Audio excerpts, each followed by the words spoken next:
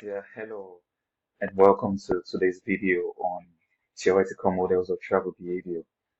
In the previous video, we were able to explain the concept of travel behavior, looking into the different patterns and explaining every concept with travel behavior.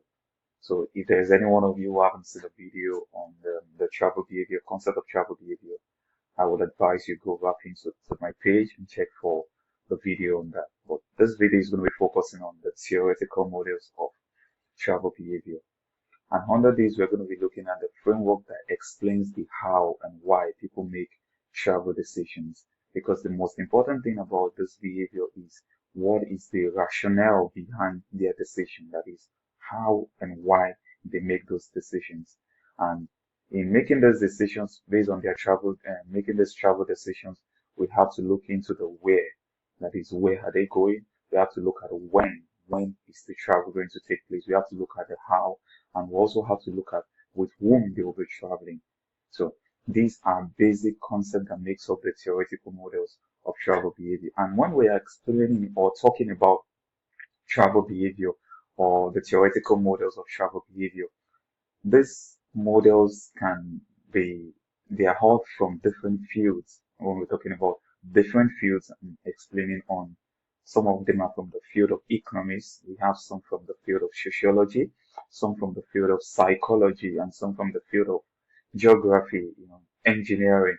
So encompassing all these models together in this video. So we are going to be looking at each and every of those theoretical models. So like I explained earlier, so here we have it that they are just models that explains the how and the why people make travel decisions, and also looking into that they are from different disciplines like economics, psychology, geography, sociology. So we're going to be breaking down the key theoretical models that are commonly used in travel behavior. So that is what we're going to be looking into now. So the various key theoretical models we have.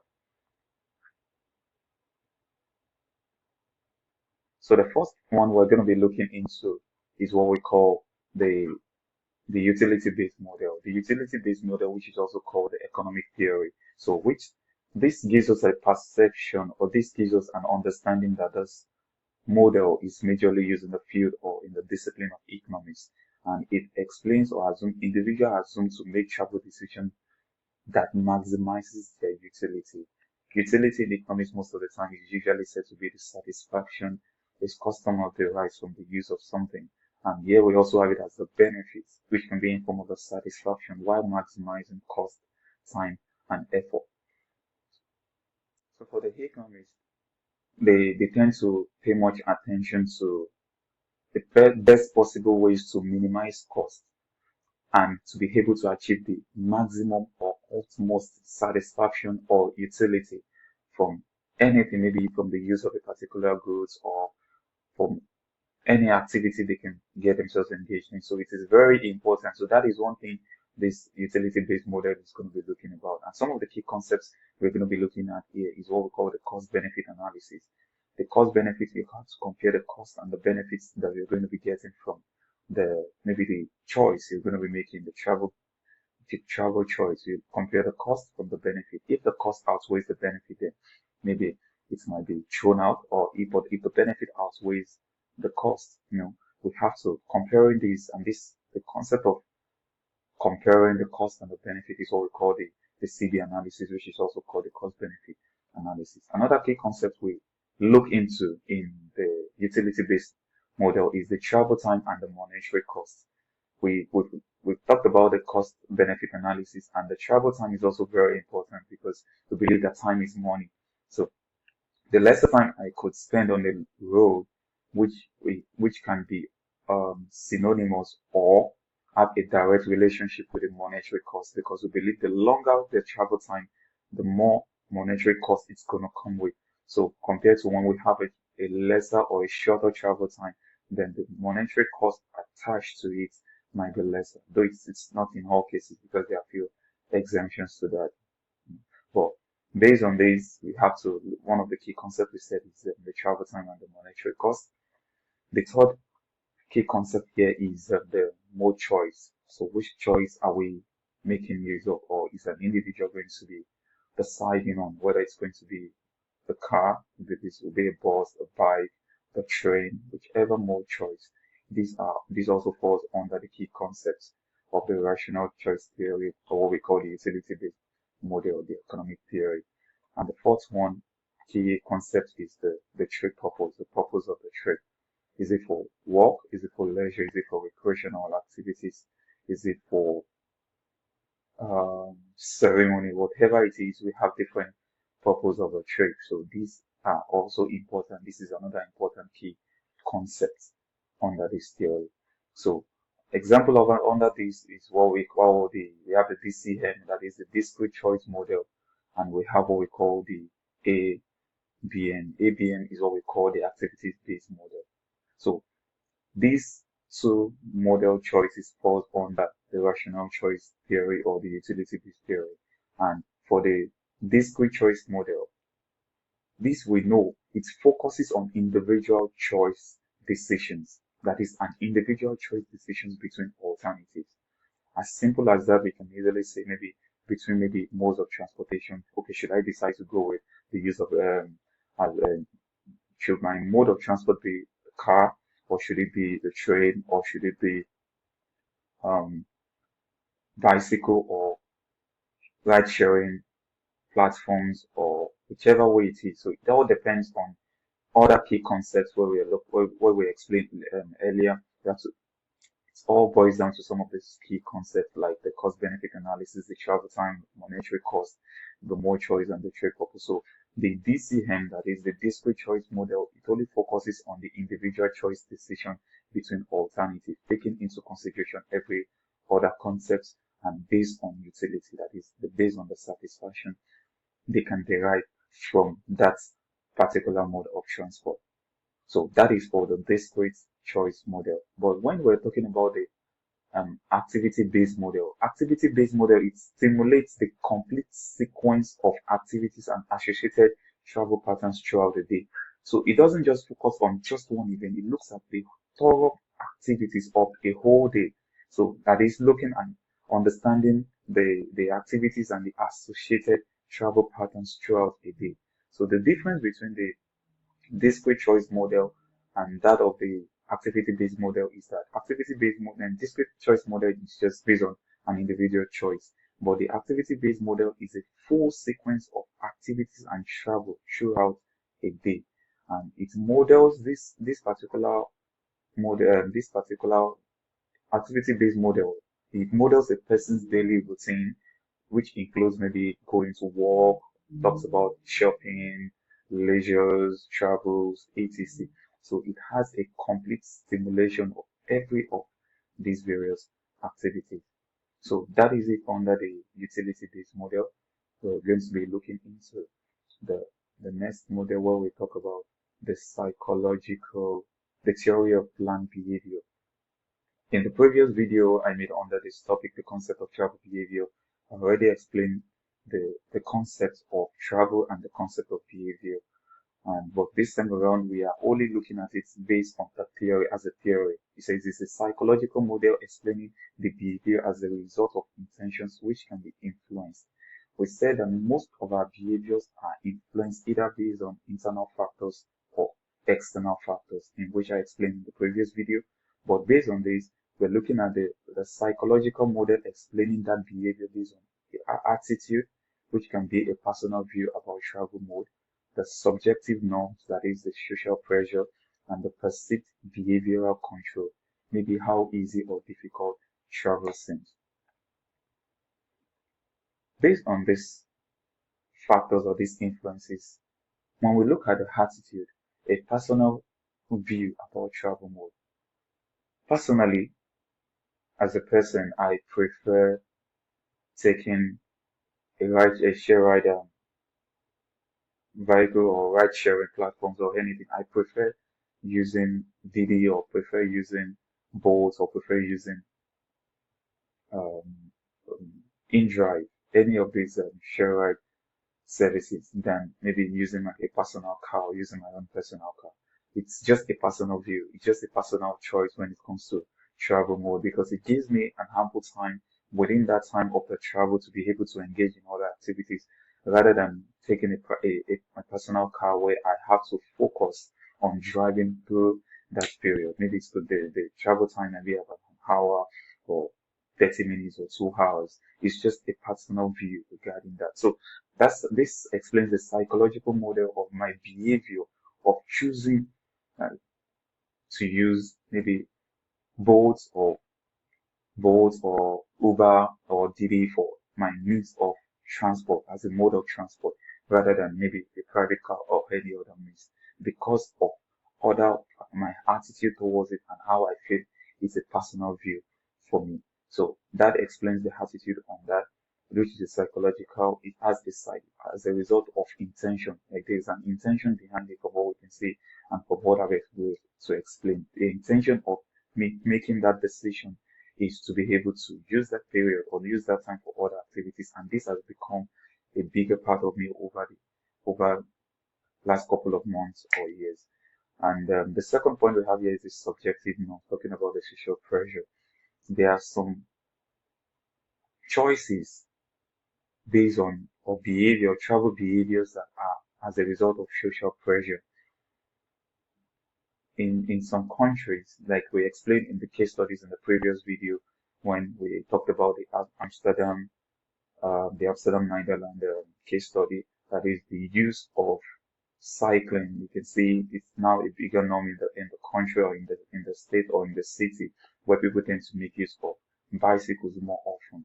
And this could lead to a social pressure where for someone who doesn't even know how to ride a bicycle can decide to have to learn in order to also fall in. And most of the time when a group of friends tend to want to take a walk or go out to the nearest place, there is always that social pressure for, okay, let's just all take bike since it's quite affordable. We can all have it as a form of exercise. We talk and then we chat in between as we go to as we move to wherever we're going to. So there will be a social pressure attached to it, which can also boil down to some of the psychological model, which can influence the behavior. Then we have the passive behavioral control, that is how easy or difficult travel seems. I know there's some people who find it very difficult to take the airplane because of some, maybe some perceived behavioral control they don't have. You see, I think I've experienced one or two, and once when in a plane when you could see a passenger, vomiting or, feeling nausea about, being in that space. So everyone had this, maybe some people find it very easy and some find it very difficult. And this is another view on the theory of planned behavior, that is a TBD of the psychological model. And the application here we have it used when explaining choices like adopting public transport, carpooling, I think I already explained that, or biking over driving. I've been able to give an example on these various applications. Then we move to the next model, what we call the habitual behavior model. You can say that the last one, the first model we looked into, or the first model we looked into, that is the utility-based model. It's in the field of economics, and the one we treated before this one, which is the TBD, is also is in the field of psychology. And here also we have habitual behavior, which can be classified under the discipline of psychology. So in this, it says not all decisions are rational or conscious. Some travel behavior is habitual. When we say something is habitual, that it has already become an habit as a result of past, it says this model focuses on past behavior as a predictor of future choices.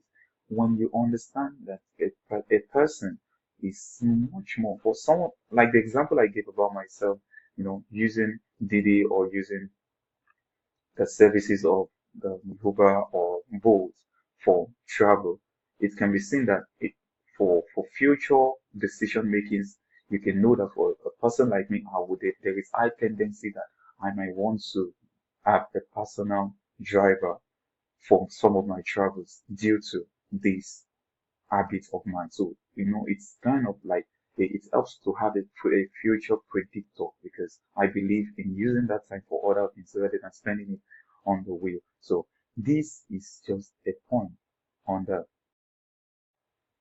So for the key elements of habitual behavior model, we have three of them highlighted in this slide. We have the automaticity of behavior, we have the resistance to change, and we have the role of routine and convenience. Automatic form of behavior, that is, and one beautiful thing or that cannot be ruled out about an habitual behavior is the resistance to change. It can be very difficult to change, and that is what this model illustrates. And the role of routine and convenience, it's more like a routine and it will become much more convenient over the years. So this can be, this model can help to have a good understanding of how past behavior stands as an indicator for future choices. The next model is what we call the time geography, and here it explores the space and time constraint shape of travel behavior. In some cases, there is always a prism kind of drawing that illustrates this space and time constraint, but I didn't include that in the slide. But the major concept behind the time geography is it represents, that is, for the space-time prism, it represents the possible locations a person can reach within a time constraint. So given a time constraint, through the use of the prism, you can design to know the various points or the various locations that an individual, considering the origin and the destination, that is the origin where the travel is beginning, is starting from, and the destination where it's going to be ending, or what we also call the reference location. So this space-time prism, it represents the possible locations, highlighting it in the prism of how the movement from the origin to the destination and the possible route or the possible places or the possible point in which it can take to get to the destination, considering the time. And the second concept here is the anchors, that is the obligatory activities like the work, the school, that structures the daily travel. So these are the two concepts we have under the time geography as a model. Then we move into the next model. We have what we call the lifestyle and socio-demographic model. That is, for this, from the name of the model, we can see it is shaped around a person's lifestyle, the lifestyle factors such as the social roles and the demographic characteristics. And under the demographic characteristics here we're talking about, we're looking at the influencing factors such as age, such as income, such as gender. We cannot have someone who earns 50,000 naira in a Nigerian currency, or someone who earns maybe $700 in a month, and seeing the person taking or override every day to work. It's not possible. That is not going to happen, and it's not possible because it's going to be very difficult to break even. So the travel behavior, it's all dependent sometimes on the age.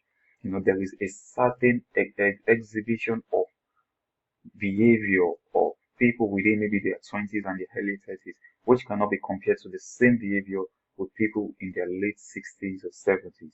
So there are two different set age brackets with two different form of behavioral pattern. So age is an influencing factor, and we also have the income, which I explained. The same thing also with the gender, whether male, female. It's also an important factor to consider under the lifestyle factors. Car ownership. I think I already explained something similar to this in the previous model, and the employment status. That is for someone who is employed and someone who is unemployed. Someone who is unemployed might tend to make use of the public transport more for movement from the location to anywhere they want to go, compared to someone who is employed, who can decide to not to use the public transport, but maybe make use of the share ride platforms like the Didi, like the Uber, Bolt, whichever one is available in that country. So, and maybe having personal ownership of their own car too. So this can be an influencing factor in travel behavior, because when you are employed and you have a source of income, there is a level at which you might wish, okay, you want to go for vacation, you want to go on holiday, you want to go for recreational activities, this influences travel behavior. So the employment status and influences the travel behavior, and this is also another model. And the last part under this influencing factors, we have the household size and the composition.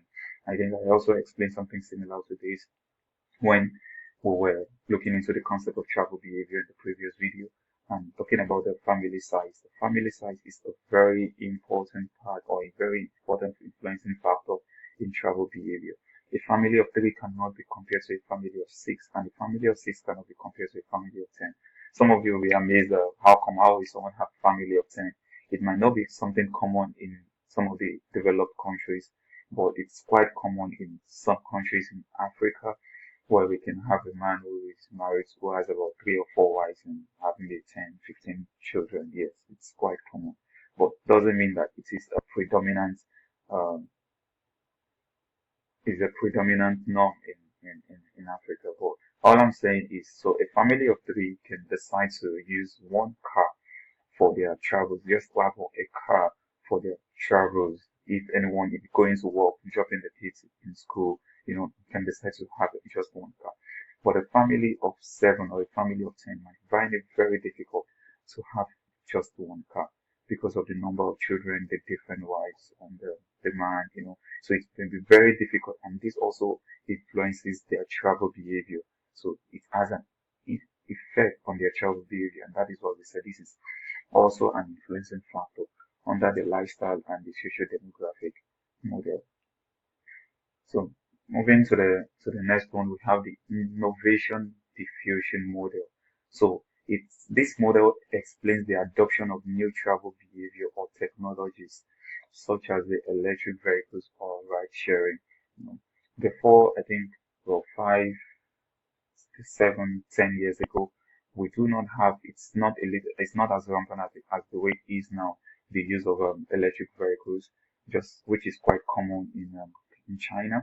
So we have most of the cars are now electric. We have what we call the e-bikes. There are charging platforms here and there on the road where people find it very easy to charge their cars or their bikes or their motorbikes, which makes it very much accessible compared to some other countries where this innovation or this technology has not yet been fully developed, most especially in some countries in Africa.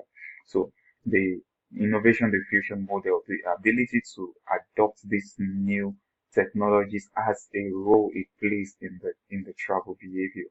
And and that is where the concept of innovation and laggard comes in, the social influence and the media, the critical mass and tipping point. So these concepts plays a big role in the innovation diffusion model as explained in this slide. The next model we have is what we call the environmental and the pro-environmental behavior. So that is the environmental behavior, and we have what we call the pro-environmental behavior. So what is this trying to explain? It incorporates the environmental attitude and values to explain sustainable travel choices. That is the attitude or the expected attitude of in an environment and values of the environment has an effect on our travel choices. So for the two models we have under this environmental and pro-environmental behavior model, we have the norm activation model and we have the value belief norm. The norm activation model is usually called NAM, and the value belief model can also be called the VBN. So the norm activation model, this both of this framework, they help to understand the pro-social and the pro-environmental behaviors. But for the norm activation model, it focuses on personal norms activated by awareness and consequences and responsibility attribution. What am I trying to explain? This suggests that the pro-social behavior, these are triggered by personal and moral obligations. And these are usually activated when individuals are aware of the consequences of their actions. And when they are aware of their consequences, when they are aware of the consequences of their actions and they feel responsible for them, These personal norms experience as feelings and moral obligation. Then this drives intentions and behavior. So that is under the norm activation model. But for the value belief norm, that is the VBN, it is just an extension and the integration and expansion of the norm activation model. That is by incorporating the values and beliefs about the environment, suggesting that the pro-environmental actions are more likely when people are reminded of their existing pro-environmental values. So it is just an extension, it is just an incorporation, extension of the NAM, that is the norm activation model. So the two of them work hand in hand. It's just that the value belief norm is more of an expansion of the norm activation model. The two of them, that is both the NAN and the VBN, have been used to study a wide range of environmental behaviors over the years, which can be in form of recycling, energy consumption, sustainable traveling, and for example, studies have shown that awareness of the consequences of littering can activate personal norms about litter reduction, leading to changes in behavior. So similarly, in the VBN theory has been used to understand how value, belief, and norm influence people's willingness to engage in sustainable transportation choices. That is, it is as a result of some of those values, the beliefs, and the norms can have an influence on transportation choices or transport or the mode of choice or travel mode or the transport mode. So the last point here we have is what we call the hybrid model. The hybrid model is just an integration of multiple theories, and integration of multiple theories of combining elements from different theories can be from maybe economic and psychological. It can be psychological and the CBD. So it can just incorporation of different theories to provide a more realistic and holistic explanation of behavior. So the hybrid model is just a model that involves combination of two or more other models in order to have much more realistic and holistic explanation of behavior. Because this model believes that we can have much more understanding or have much more concrete and realistic behavioral pattern or understanding the behavioral pattern of a person or an individual when we integrate more than one theory to have a better realistic understanding of their behavior. An example under this, we have the integrated choice and latent variable model, and this captures unobservable factors like attitude. Then also we have the agent-based model, that is simulates individual behaviors and also looking into their interaction. So in a nutshell, hybrid model combines two or more. So it can be two models or two theories being combined, and in some cases it might be more than two, all combined for a realistic explanation of behavior relating to travel choices.